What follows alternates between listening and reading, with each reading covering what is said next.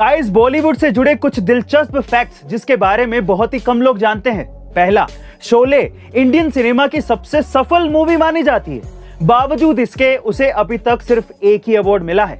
दूसरा, करण अर्जुन मूवी में सलमान खान की जगह पहले अजय देवगन को कास्ट किया जाना था, लेकिन अजय देवगन ने इस मूवी को करने से ही मना कर दिया। तीसरा, बॉलीवुड में किस्मत आजमाने से पहले शाहरुख खान दिल्ली के दरियागंज में एक होटल चलाया करते थे। चौथा, तमिल मूवी मोंदरू मोंदीचू में श्रीदेवी ने रजनीकांत की मां का किरदार निभाया था, लेकिन हैरानी की बात यह है कि श्रीदेवी उस समय महज 13 साल की थी।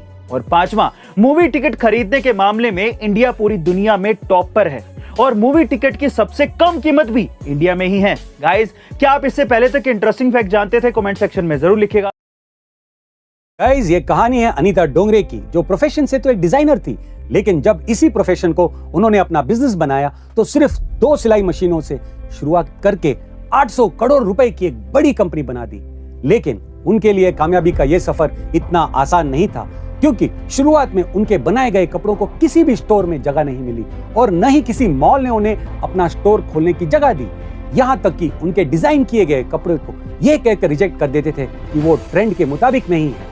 बार बार रिजेक्ट होने के बाद भी अनीता जी ने हार नहीं मानी और अपनी बहन के साथ मिलकर 300 स्क्वायर फीट के कमरे में ही काम शुरू कर दिया, जिसके बाद उन्होंने पीछे मुड़कर नहीं देखा और आज उनकी कंपनी A&D और ग्लोबल देसी के स्टोर्स भारत में ही नहीं बल्कि विदेशों में भी है। दोस्तों, अनीता डोंगरे उन तमाम लोगों के लिए एक प्रेरणा है जो अपनी शुरुआत बिल्कुल निचले स्तर से करना चाहते हैं। दोस्तों, 1947 से पहले के भारत की कई ऐसी दास्तां हैं जो इतिहास के पन्नों में दर्ज है। आज की पीढ़ी जब उन कहानियों को सुनती है तो कभी रगों में खून दौड़ जाता है, तो कभी गर्व से सीना चौड़ा हो जाता है, कभी आंखों में आंसू आ जाते हैं, तो कभी क्रोध से भर जाते हैं। आज का दिन ऐसी है कि ऐतिहासिक दर्दनाक घटना का दिन है। 13 अप्रैल साल 1919 के दिन पंजाब के अमृतसर में जलियांवाला बाग नाम की एक जगह पर अंग्रेजों ने कई भारतीयों पर गोलियां बरसाई थी। उस कांड में कई परिवार खत्म हो गए। बच्चे, महिला, बूढ़े तक को अंग्रेजों ने नहीं छोड़ा था। उन्हें बंद करके गोलियों से छलनी कर दिया था।